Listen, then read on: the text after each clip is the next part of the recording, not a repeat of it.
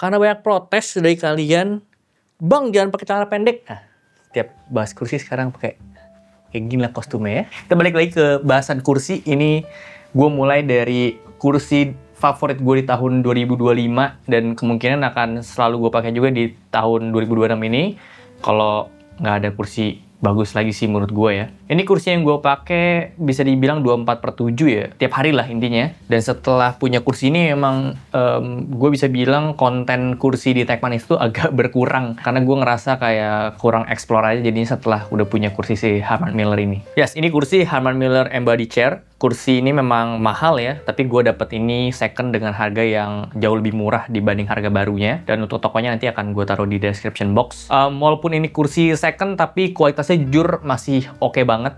Secara part-partnya juga ini masih berfungsi dengan baik. Paling kayak ada dent sedikit aja secara fisik, kayak di bagian wheelbase-nya, sama di bagian armpad-nya. Tapi secara feel duduk ini masih sama persis sama yang baru juga. Gue udah pernah coba di showroomnya si Harman Miller yang punyanya Revio. Jadi itu kenapa gue tetap berani untuk ambil secondnya. Paling yang jadi pembeda banget antara baru sama second itu di bagian warranty-nya. Kita nggak bisa dapetin yang jaminan 12 tahun resmi dari si Harman Miller-nya.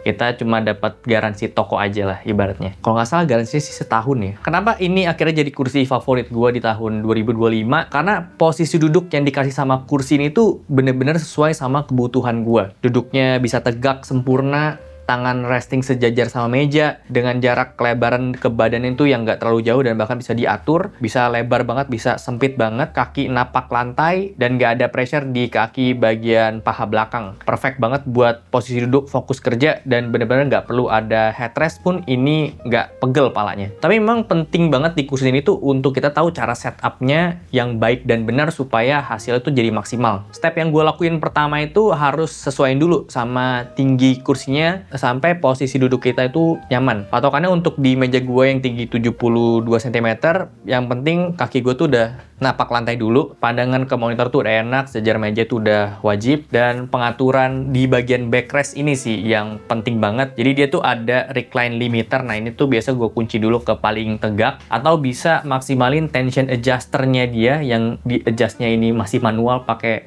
tuas di sebelah kanan, terus sampai bener-bener gue nggak bisa untuk rebahin dia sampai keras banget. Nah, ketika udah di posisi ini, usahain punggung kita tuh nempel semua sama si backrestnya dia dari atas sampai bawah. Terus longgarin dulu untuk tension adjuster backrestnya. Jadi memang kursi ini tuh punya satu tuas lagi di belakang bawah backrestnya. Yang ini kita bisa puter. Ini posisiin sampai loose banget ya, sampai bener-bener kendur. Udah sampai mentok, ini kita akan sedikit leaning ke belakang, agak sedikit rebah. Nah, baru kita set sampai bener-bener tensionnya itu keras, kayak ngedorong badan kita ke depan. Perbedaannya itu nanti akan kerasa di bagian punggung atas, dan di lower back kita itu rasanya kayak ada yang sedikit meluk gitu loh. Jadi kayak di-push, dipaksa badan itu untuk tegak. Emang secara fungsi simpelnya ini ya, kalau kita bangun dari kursinya, terus kita putar, kita lihat dari samping, itu akan bikin si backrestnya maju ke depan. Nah, cuma somehow gue ngerasa ada perbedaan kalau kita nggak lakuin step yang tadi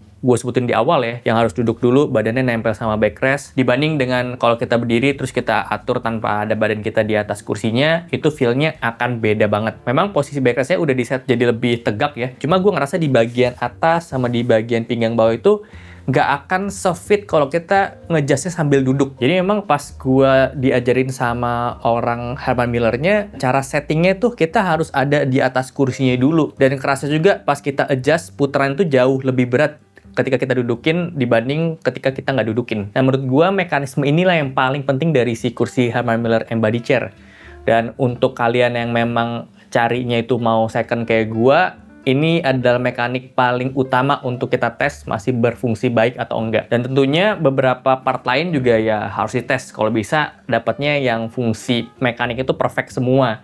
Dan dikit di bagian fisik sih gue masih nggak terlalu masalah ya, kecuali kalau misalnya emang fabriknya robek atau di bagian kayak per-pernya itu ada yang copot, nah itu menurut gue jangan diambil. Karena jujur kalau misalnya kalian dapetin kondisi yang kayak gue ini akan worth it banget sih. Selisih harga itu bisa sampai 10-15 jutaan dari harga baru. Dan ini sih yang gue ngerasain kursi itu memang layak dengan harga puluhan juta, karena ini second berarti kan gue bukan orang pertama ya. Bisa jadi gue tangan kedua atau tangan ketiga atau bahkan tangan keberapapun itu. Dan gue juga ini nggak tahu kursinya udah dari tahun berapa, tapi kualitasnya masih oke banget, terutama di bagian rubber-rubbernya ini sih nggak getas sama sekali. Paling memang minusnya itu udah ada bunyi-bunyi kayak gini aja sih ya, yang memang di bawahnya itu kan dia kompleks banget ya.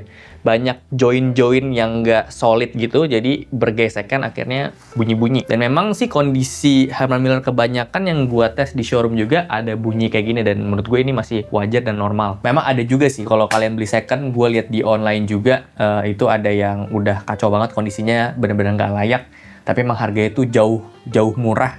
Menurut gue ya nggak usah diambil sih, rugi aja kalau kayak gitu. Mending beli kursi baru tapi bukan brand Herman Miller gitu. Jadi ya kayak beli mobil aja sih menurut gue ya. Barang-barang yang harganya mahal gitu, kalau kita cari secondnya ya bisa dapet yang kondisinya itu masih oke banget. Jadi saran gue kalau misalnya kalian emang mau cobain Herman Miller, mau punya Herman Miller, ya mungkin bisa cari secondnya, atau kalian punya budget lebih pasti, lebih nggak mau repot gitu, terima baru dengan kalian masih dapetin 12 tahun garansi, ya bisa beli yang baru aja sih. Itu dia update singkat gua soal kursi yang memang selalu gue pakai setiap hari belakangan ini, dan ini jadi konten pembuka untuk kursi kerja di tahun 2026. So segitu aja untuk video kali ini. Thank you banget udah nonton. Kalau suka boleh like, share, dan subscribe. Gue Okta, sampai jumpa di video selanjutnya. Terima kasih.